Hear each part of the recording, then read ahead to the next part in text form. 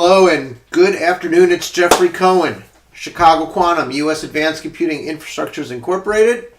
We are Illinois investment advisors out of Highland Park, and we're here to talk about episode 2, making smart investments. So I've got the chat lines open. I can see them from here. So if you'd like to ask a question, please do that. And I'm going to talk a little bit about what would be a smart investment, and then what is a very silly investment that you shouldn't make that I'm making. And then I'm going to explain, because I realize there's some logic to all this. So if you want to make smart investments, do what we do. So I had an whole email chain back and forth, and I just want to talk about it.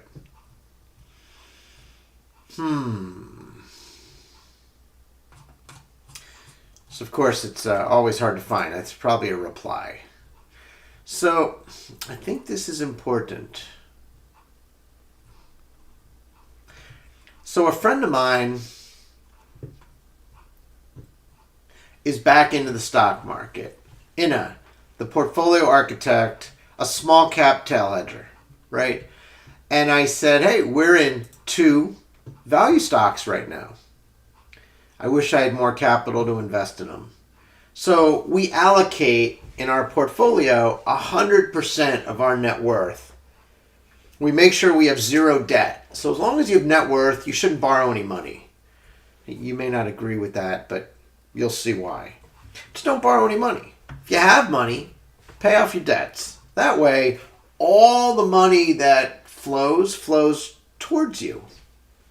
And you don't feel like you're richer than you really are. Because if you're borrowing money to buy something, you can't afford it. You pay it off. So, no debt. And I had said, well, I have 2 value stocks right now. And then I said, I find it hard to focus on more than a few names at a time. This is approximately 3% of my capital. So the rest of the capital is not in the stock market. Very little of it. So I would say right now we're less than 10% in addition to the 3% in the stock market. It's all indexed and passive. I've not been bullish for over a year, and I pulled out whenever and wherever I could.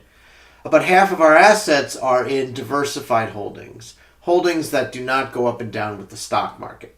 Because it doesn't seem to make sense to me that I would tie the wealth, the years of work, or in some cases, let's say an inheritance, and you would just put it in the stock market to ride with everybody else.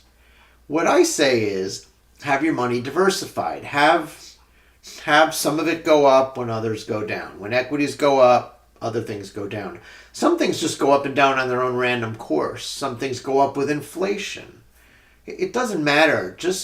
So if you think about it, you want to be well diversified. So now we're going to talk about what that means. So pay off your debt, be well diversified, and don't have a lot of your money in stocks.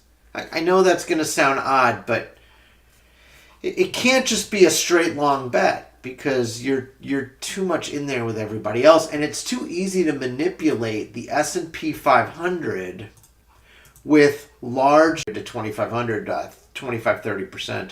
Oh, some banks and some mortgages messed up. That'll take you from 2,900 to 2,400 or 20%. I don't think so. And then, you get lucky when it goes up, but then you're not feeling very lucky when it goes down. And all of this kind of tying up your satisfaction with your life into your net worth, into your investing quality, just doesn't feel right to me. And so this is the S&P 500. This is over 5 years. Now, if you want to change your time span to 1 year, you would say, wow, this thing goes up and down and up and down, and it's just crazy. And so if you're going to tie up your money in something like this, you're going to feel bad often. So what I would say is this. If you have money that you want to invest in the stock market, let's say you're younger and you've got time. So we run our model, and what our model says is very simple. The S&P 500 ETF is the best single investment you can make with your stock money or ETF money right now. The beta is 1, which means, of course, if the S&P 500 goes up and down, the S&P 500 ETF goes up and down. Your expected return is 8.6%. That's not bad. Dividend pays a 1.625 dividend last year. Who knows what's going to pay now, but figure it'll be close. The variance versus the average close, it's not great. It's up 3% over the average price last year. So you didn't make your 8%, you made 3%, 3.1. So it's kind of a tough investment right now. Many stocks, if we look at all the stocks and we look at the average stock is down 7% this year over the average price in the past year. So this is 3,950 stocks and on 3,398 stocks. And on average, they're down 7% over if you bought it on some average day last year. The average dividend yield is 1.2%. That includes all the stocks that don't pay a dividend. So 1.2%. It's not great. And your average expected return for all the stocks is 9.2%. So it's healthy. You can make 9.2% expected, right? You can make an expected or an actual trailing 1.2% dividend, right? 9.2. So you're earning about 8% on your money, capital, and you're earning 1.2% dividend. But right now it says the best thing you could do is you could buy the S&P 500. You can buy an inverse US dollar index. So betting against the dollar has been great because when the US decides that it's going to go from raising interest rates to not raising interest rates, then the currency reacts in a predictable and consistent manner. And then you have the QQQ and the IWM. So the QQQ is the NASDAQ 100 ETF. The IWM is a Russell 2000 ETF. So your top 4 single investments are, 3 of them are highly diversified U.S. equity positions. So when I say to people, smart investing means don't pick individual stocks. Put your money in a broad, diversified portfolio. And in fact, the S&P 500 is the way to go.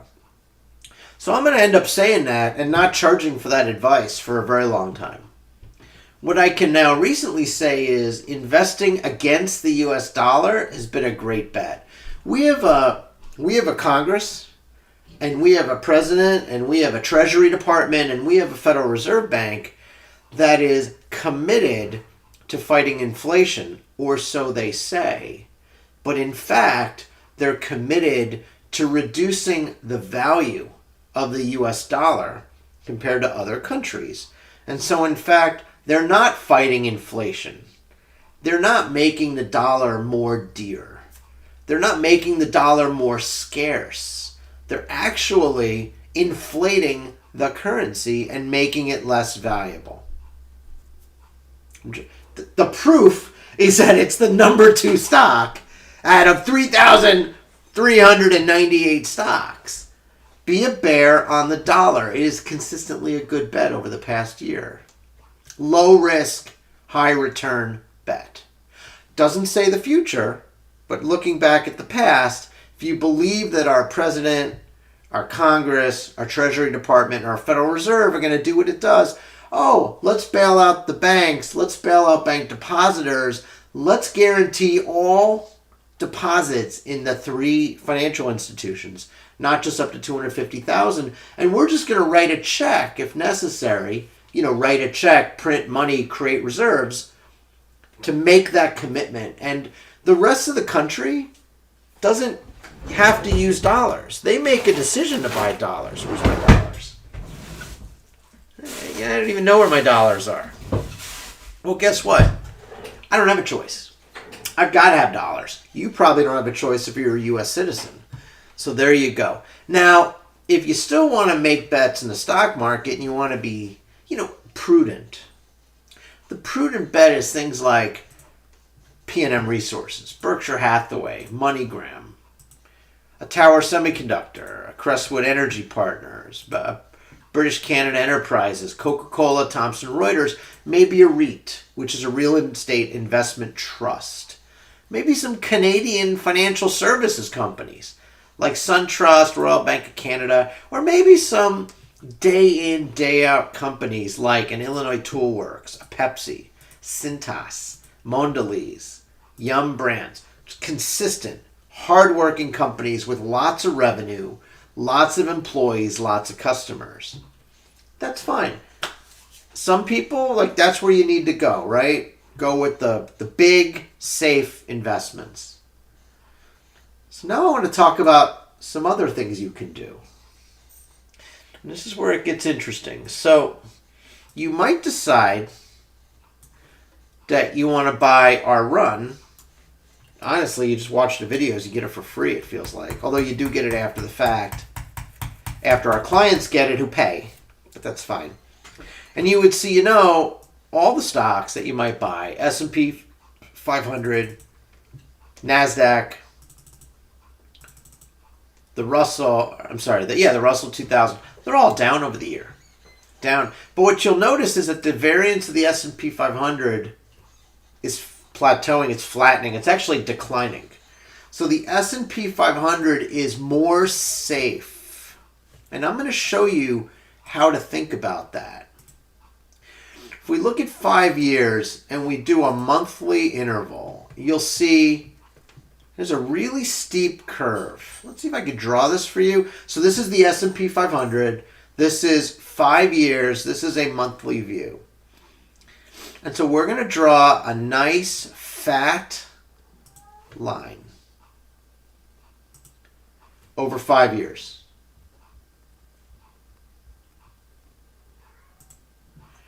And then we're going to draw the line there. And then we could draw the line here. And I guess the thing I want to point out is if you had bought the S&P 500 at almost any point, you see that the slopes are declining. So that's pretty cool. That means it's moving less. Now, it's moving up less, but it's moving down less. And so lately, since about a year ago, since April, it's actually been flat. Flat. Down, but mostly flat with a couple of really large dips. So you don't draw the line there. You draw the line here. And you say, okay, pretty flat. Pretty flat. And whatever you want to do, right? You've got a stock market that is starting to churn. I call it like beach chop because it's going up and down a fair bit, but it's starting to flatten out. And so that's great. It's consolidating. People are getting more comfortable with the levels. People who are scared have pulled out. So the S&P 500 variance is lower. That means that if you invest in stocks and your option, your alternative is to put money in debt, you probably want to do that. Let's see if I can find the return on debt. Because it's better. It's better. So if we look at markets, so I'm in Yahoo Finance. No, don't go there. Markets, US Treasury bond rates, 13-week rates. I just had this conversation with our largest client. I said, just go to Treasury Direct. Buy some bonds. Look at that. Look at those interest rates. This is the yield on 13-week money. 13-week is about 3 months. And you see how much higher it is. It used to be, a year ago, 0.2. Now it's 4.9. You're getting 4.9% if you tie up your money for 13 weeks. It's beautiful. Take it and run with it. Run with it. We want to look at 2 years. It was earning 0. 0.0. Come on, 0.03. 4.8. So it's beautiful yield. Beautiful yield. So, number one, you could put your money in a 3-month treasury, earn almost 5%. I'm feeling pretty good about that. That feels great, right? That's one option. The other option is to put your money in the S&P 500. Oh yeah, it's flat now, but honestly, after a few years, right, companies get better. They get smarter. They get more efficient, more effective, positive productivity. So stocks do go up in value over time. It is true. So go take it. The last thing I want to show you, so we run our model and we give our runs to our clients. This is important. It takes 54 stocks. We ran this thing hard yesterday. We ran it hard. From the time that we got our data,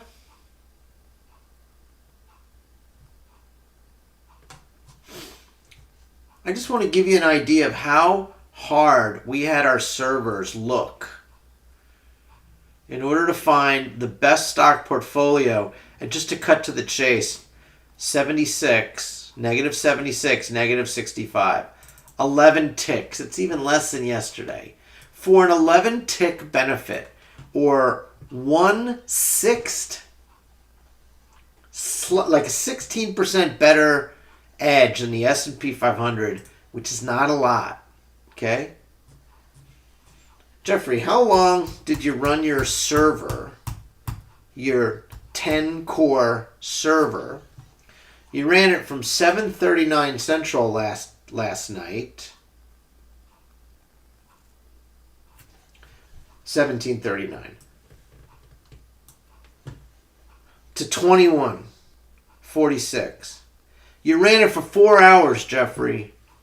4 hours to find the best portfolio. You know why I ran it for 4 hours? Because I had a feeling the edge would be small. So I gave it every opportunity to find the best it can. And after 4 hours of crunching with a Dell server, I came up with 11 ticks more edge. But you had to buy 54 stocks and hold them evenly. So you want smart investing? Do you want smart investing? Do you guys want smart investing? Let me tell you what to do. You take some of your money, you go to treasurydirect.gov, treasurydirect.gov, and you buy some savings bonds, Series I savings bonds, and you get 7% on your money. Oh, that's great. And with the rest of it, for the rest of it, you go to Treasury Direct and you buy the actual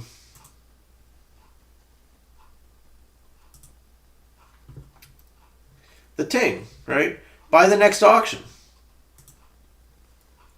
Today's auction results.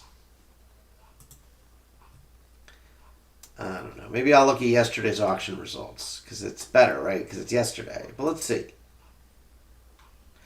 13-week. It was on the 6th. So it's 5 days ago. So 5 days ago, you would have bought a treasury and your investment rate or your equivalent investment rate, if it was like a bond, is 5.5 1/8. You earned 5 1/8, people. 5 1/8. 5 1/8. Who doesn't want to earn 5%, right? That's great. And the rest of the money, you stick it in the S&P 500 and be patient. And over time, you're going to do fine. So that's the answer. So what are we doing? Jeffrey, what are you up to? What are you doing? Hey, Jeffrey, what are you doing? Well, I like ATI physical therapy. And if you look at ATI physical therapy over the 5 days, you can see where I traded. I bought here, right here. See that little dip right there? I just happened to buy my entire position right there. And I overpaid. I paid 24 cents a share when the market was at 23.70 to 23.92 because I wanted fast and easy execution at volume. And I got it. I got the volume that I wanted, and I got the number of shares, and I feel great about it because I paid, roughly speaking, $50 million market cap for a business that generates over $600 million of revenue and has the industry ability to earn a rate of return, a market, a profit. It's a profitable business that just needs to like snap out of the COVID thing. $50 million market cap, $600 million in revenue. Sure, they got some debt. Who doesn't? It's good business. I love this business, and I'm going to make a big profit on this position. The second stock I bought was Yellow Corporation. So if we go back over 5 days, we bought it here. I paid a little more than I wanted. I could have paid maybe $1.72, whatever. I paid $1.75. I bought it here. Again, I probably paid a little too much, but to be honest, I had to because I bought it in the morning, actually. Somewhere around there. Yeah, right around there. So, it's fine. Paid a little extra, but you know what? I got the volume I wanted there as well. Now I'm up 20 cents a share, or 10%. Feels nice.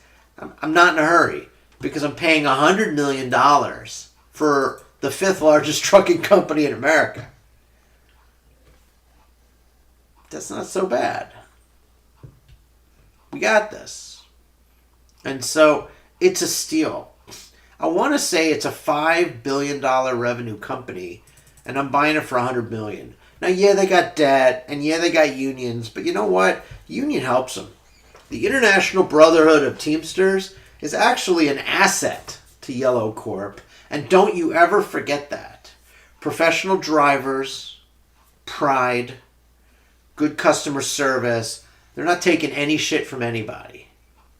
Yellow Corporation is driven by the International Brotherhood of Teamsters, and don't you forget that. It's a good company. And this company at $100 million is a steal.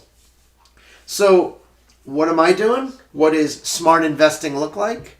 You buy it. I worry about it. I do. But I'm not looking to sell it for 10% profit. Just like I'm not looking for ATI Physical Therapy to stop loss out of it at $23.50. I'm just going to wait it out. It doesn't mean I'm in a dollar cost average. It doesn't. It just means I'm going to wait. Now, I do believe that ATI Physical Therapy has some good news. So what did I do? Jeffrey, how do you do your due diligence? Well, the easiest thing to do is you type ATI Physical Therapy. You can do this at home. ATI Physical Therapy, Investor Relations. So you click on the website. Make sure it's got the logo. It's a white logo here. And you look at, they announce their financial results, which I think is great. There's a lot of good detail there. It sometimes takes you a while to read it. I've probably read it 3 or 4 times. It's not so easy. But it's worth it if you want to invest. It's like 2 pages, right? And then you go over to events and presentations. And there's an earnings conference call that was done on March 16th. So it's not like it's today's news, but it's not bad news. You click on the webcast. You register for the event. Now, welcome back, Jeffrey Cohen, because I already watched the conference call 3 times. I can almost have memorized some of the lines for the SVP of Operations or the Executive Vice President of Operations, the CFO, the CEO. I know some of the metrics now, and I feel like they're going to announce their earnings for the first quarter sometime in May or June. I mean, I wish it was April, but it won't be. It'll be May or June. And when that happens, those earnings are going to be a positive surprise. They're probably going to have paid down a tiny bit of their debt, or maybe they're going to have augmented their their liquidity position. But truthfully, I don't care what they did with their capital structure. They're going to have made a little bit of profit. In my belief, not investment advice. My crystal ball. If I look at my crystal ball, which for those of you that might have worked for a large consultancy, I have a crystal ball. And when I look at it, I say, oh, what do you see? Well, the first thing I see is I got this crystal ball as an award in 2004 from McKinsey and Company. This is Tiffany and Company ball. It was probably very valuable. So what does my Tiffany ball say? It says, just assume that January and February's efficiency metrics and pricing metrics and referral metrics and hiring metrics and turnaround metrics continue through March. Oh, okay. There you go. Results are going to be about 5-7% better than Q4. That's a big deal. Can you imagine if they could earn $20 million in Q1? They'd pay off some of their debt. Now, honestly, I don't know how much debt they have. If I click on financials, does it say it? If I click on balance sheet, and this is crap, I know. This is not real. They probably have 25 mistakes in it, right? But if I look, debt.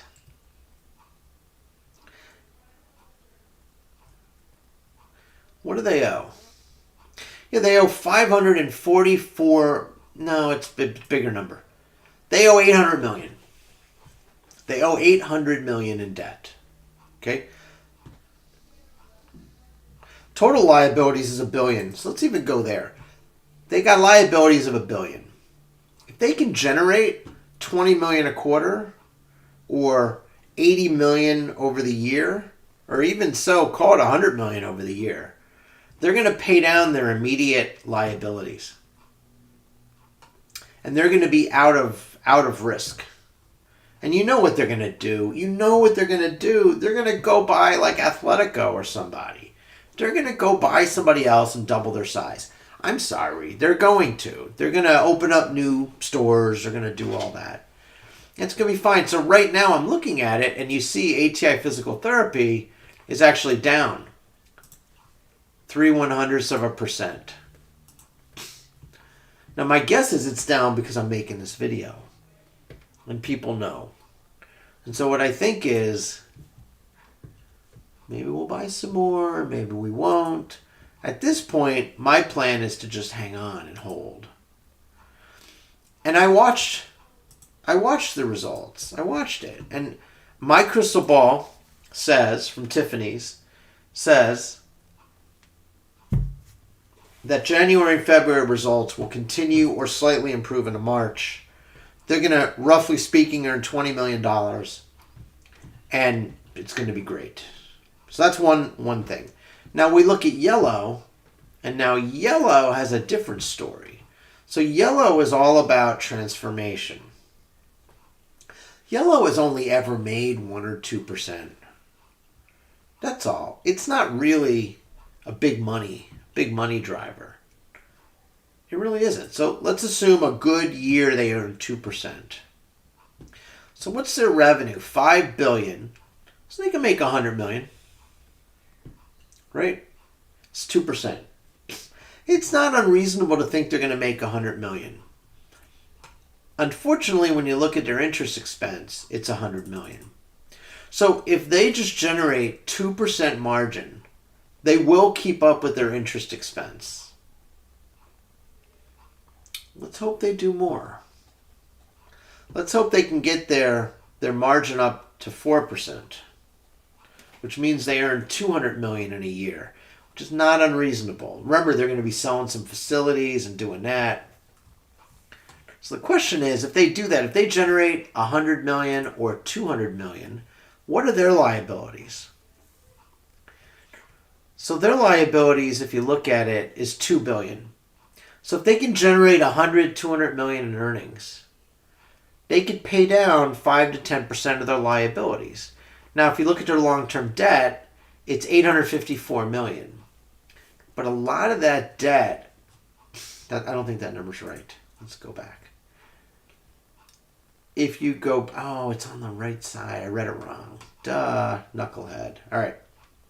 So if you look at their total debt of 1.6 billion, and they can earn 200 million, they could pay down some of that debt. They can pay their interest expense, and they can pay some of it down. And that's the hope. The hope is that Yellow can earn their way out of trouble. If we look at ATI Physical Therapy, I realized I was looking at it backwards. Let's go fix it. December 31st, if they generate $20 million a quarter in earnings, or $80 million, their total liabilities right now is $1 billion. So they definitely can. Their long-term debt is $750 million. And they could go a long way towards paying down some of that debt, getting out of some of their interest. And so it's fine. The volume on this is 126,000 shares times a quarter. So that's about $35,000 traded. We're not talking a heavily traded stock. $35,000 changed hands. I mean, if I had 35,000, I could double the moves right now on ATI Physical Therapy. And honestly, I think there's a lot of manipulation going on with ATI Physical Therapy. I think there's a lot of gamesmanship and games being played. This is not a $48 million market cap company. Now they owe $750 million. So let's be honest. It is not a safe bet, right? But they owe $750 million. The company's worth $50 million. And if you believe that they can manage through and start to pay off the $750 million in debt, you're golden. You're golden. You're going to make money on this thing. And if you look at Yellow, and they owe $1.6 billion in debt, you buy the whole thing for $100 million.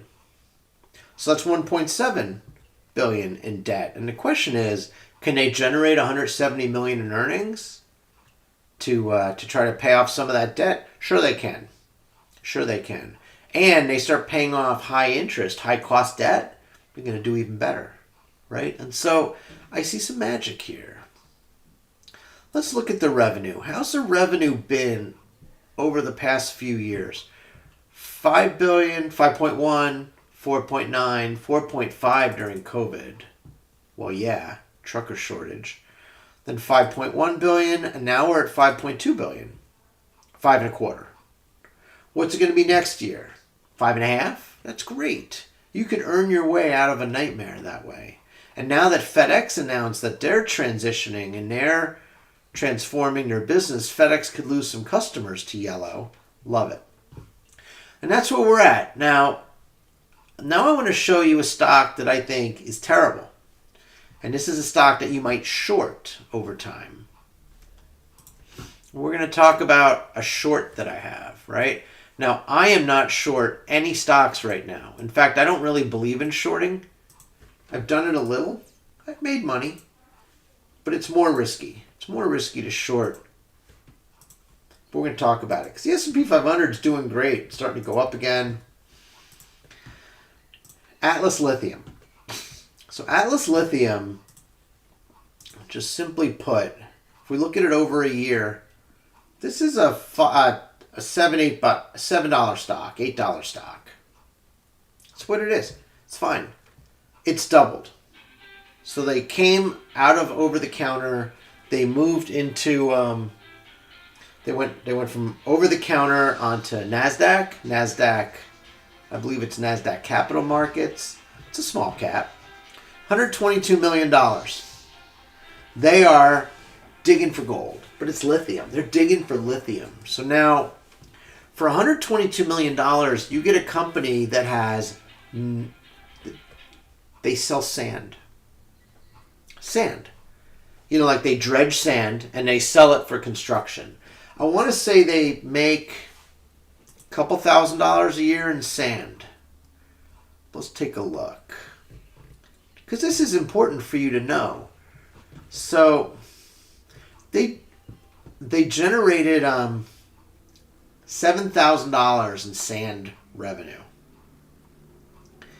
down from 24,000. I guess construction is down where they sell the sand. Okay, so you get a sand company. By the way, the cost, it cost them $3.25 million not to make the sand. That's stupid. They probably make a little profit in making the sand. But what happens is they're digging for lithium. They're buying lithium mining rights in Brazil, and they're going for gold. And I look at it and I think EBITDA of negative $5 million. Why would I want to spend $122 million for the promise of lithium? I'd rather wait till they discover it. And so I think this is an overpriced stock. And I think this is one that I would love to short. Now, what I don't know is, are there shares available to short? And truthfully, I'm not all that serious. So we're just going to look at shortables. Shortable stock. And we're going to see whether it can be shorted. I don't know. Let's take a look. We look here, and there's 35,000 shares available to short. There was 45,000 shares. So the truth is, I'm not going to be shorting 35,000 shares at $20 a share. I don't have that kind of money. But I might short 1,000 shares, 2,000 shares. So I can probably do that. And you're shorting it at roughly $19 a share? Yeah, I'm good. So I would be negative on the 122 million valuation, and I would be positive on the 97.4 million valuation for the 5th largest trucking company in America, and for probably the largest physical therapy standalone business at 50 million. I'm gonna sleep like a baby. And so, coming back to this video, right? Where are we? Jeff, where are we? So for the smart investor, for the savvy investor, what would I do? Number one, and I'm going to make this really big for you guys in a corner. I'm just going to share with you what I'm thinking, right? Because I think you got to know. Honestly, I want to know. What should you do? What would I tell my wife and my kids to do? And what do I tell my wife and kids to do? So number one, your first $10,000 a year goes into iSeries US savings bonds. This pays inflation plus 0.4%. Currently, I want to say it's 6.7%. Love it. The second thing I would do, your next, some money goes into 13-week US Treasury Bills. They paid a week ago 5.128% on a bond equivalent investment rate, or something like 4.85% flat rate. That's terrific. Come on. The third thing I would do, put the rest of your long-term investments into a highly diversified U.S. equity fund or ETF. So I use Vanguard, Fortune 500,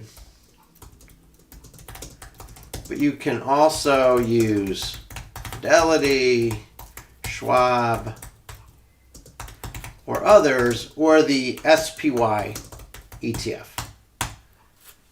Fourth, pay off all your debt. 100% of it. Just do it. This way, all the flow of interest is into your pocket, and you understand your financial position. You don't overspend. You don't make decisions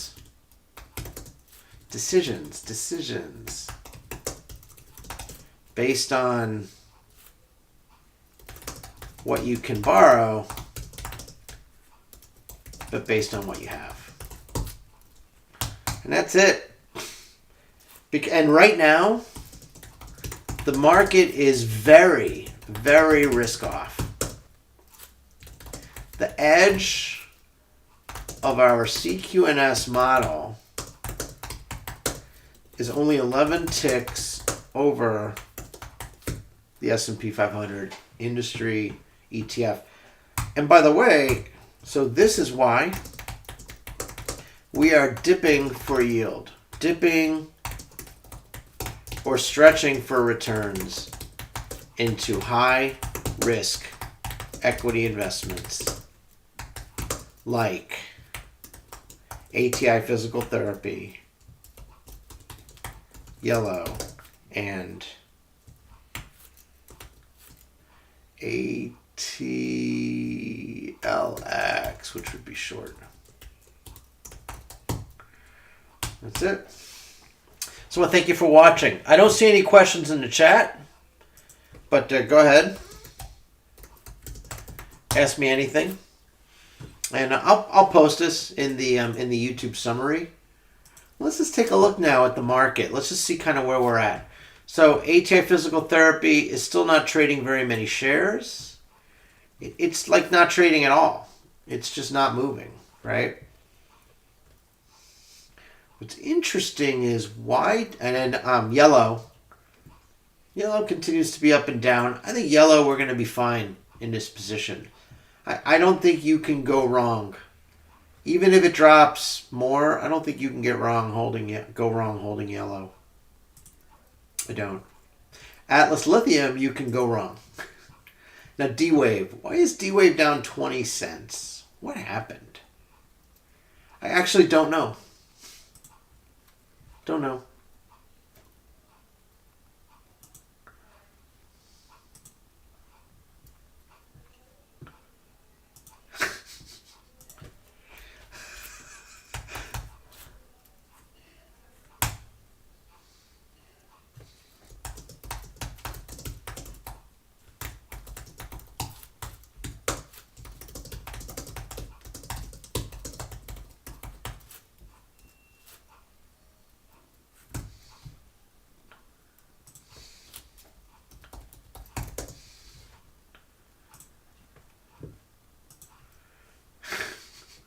I love that. Sweet tea. Love my sweet tea. Yeah.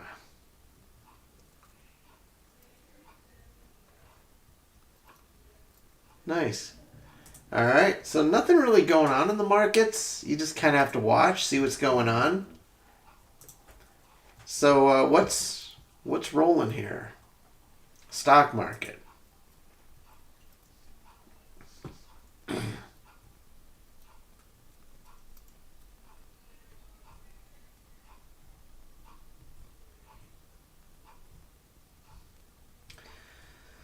I don't know. I got nothing. I truly got nothing. None of it makes sense. So let's take a look at the tweet deck. You can see yellow. The last Yellow Corporation tweet was a day ago. If we look a day ago, so nothing's really happening. And then I'm the last tweet on ATI Physical Therapy because I analyze the 8K because I thought it wasn't really clear. And there's a bunch of stupid things here on home, which I'm just going to get rid of because they don't really help me. They're stressful things. So S&P 500. Let's clear the drawings. And let's just do one drawing. 6 months, 3 months, 1 month. Wow. 5 days. Look at this. Seems to be wanting to go up. This looks pretty bullish. It's hard to know, though. It's hard to know. Look at that 1 year. It's hard to know. So I don't know. So I look at ATI physical therapy. I look at yellow. I look at the 13-week. I look at the 10-year. I haven't even been looking at the banks recently. Once they crashed, I was done. I kind of cashed out, made my money on the banks, and walked away. I got a lot of friends who like being in steel and mining. Those are up. That's a bet on the economy. Computers, chips, and telcos are up. That's a positive sign for the economy. Retail. Yeah, I mean, it's an up day. It's an up day. It's a good day, right? Again, I don't know if you're going to make money. I don't have a sense. I don't know. My crystal ball is not working on the S&P 500. It's a safe place to be, though. It is low risk. It is dampening. The risk is dampening. ATI physical therapy looks like it is well on the way to it's awful. It's an awful chart. But I still think I'm buying value here. ATI physical therapy, I still think I'm buying value. I still think I'm early, but I'm buying value. We look at yellow. I also think I'm buying value. You could say I'm catching a falling knife, and you might not be wrong, right? In fact, you might be right. I might be catching a falling knife, and that might be the biggest mistake that I ever make, right? I could lose all my money. But it's a good bet. I look at Atlas Lithium, and that's a bad bet. Okay? I see it. You can't deny it. Can't deny it. Market's up a little. Crude oil's up a little. Gold and silver's up a little. The bonds are up a little.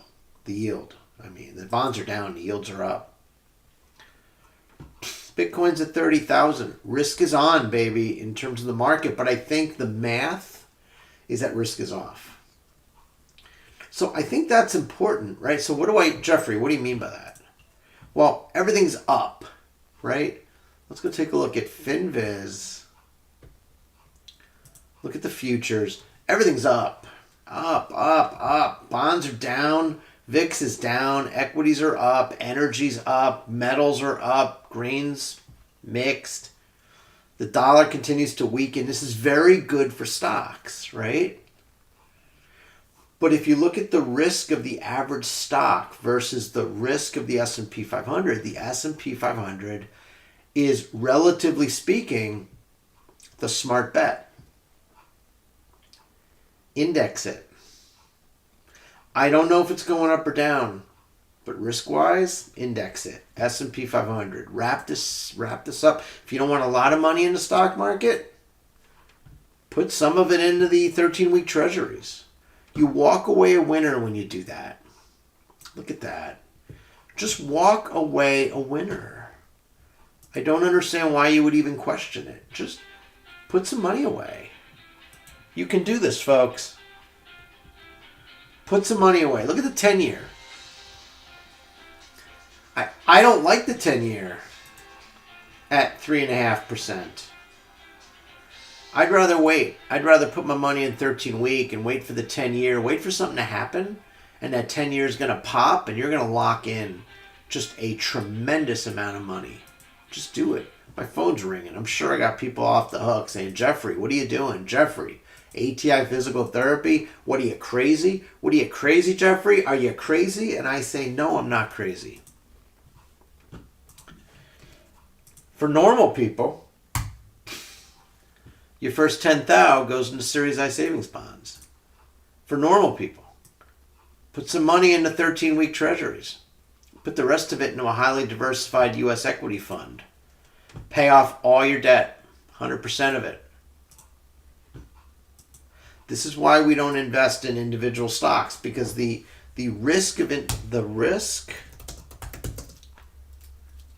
price risk or volatility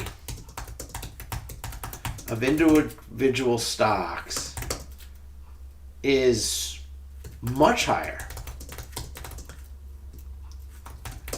than the price risk of the diversified market of U.S. equities. This is why we say risk off and suggest diversifying. Finally, we are dipping or stretching for returns, for yield into high-risk equity investments like ATI Physical Therapy, Yellow, and potentially shorting ATLX because we see it. We see what you got to do. If you want to make money in this market now, you got to take that risk. Got to take the risk. Can't really short Atlas Lithium when there's only 35,000 shares to short. I mean, you can, because once you get your position in, and you're fine. But it's tough. You can't short more, right? So, I don't know. So I'm waiting. And then ATI Physical Therapy, listen to the earnings call. Read the earnings results. Really understand what you're investing in. Treasuries, right? Really take a look at what you would have earned if you would have bought treasuries late last week. You'd have earned a lot. 5 1/8. That's what this is. Investment rate. 5 1/8. 91-day bill. The data was released yesterday, the 10th. Those are issued on the 13th. They accepted $57 billion of investor money. SOMA, which is the open market operations out of the New York Fed, they sopped up $5.7 billion because, things mature and then they have new ones. And that's $62.7 billion. I love it. Indirect bidder, that's you and me, $22.3 billion. So it's a lot of smart money, primary dealers and direct bidders. But it's a lot of people that are just doing it indirect. It's fine. Do it. You make so much money. Oh my God, I love it. Love it. I don't like reggae. I love it. So 13-week treasuries, 4.883, continuing to rise. Love it. Love it. And you look at the S&P 500, right? It came down and it's at this resistance level, this 4,200 resistance level, 4,150. I mean, I'm not a chart guy, but it's trading range bound. I mean, you could be wrong by 10%, but you're probably not wrong by much more than that. And then we look at the stocks that we have. We have ATI Physical Therapy, which we just purchased. We have Yellow. I mean, they're both up. We have a little bit of Qubits or D-Wave systems, warrants. Not much. Tiny position. And there you go. So I don't see any questions. I want to thank you guys for watching. And good luck out there. Really. Make money. Be successful.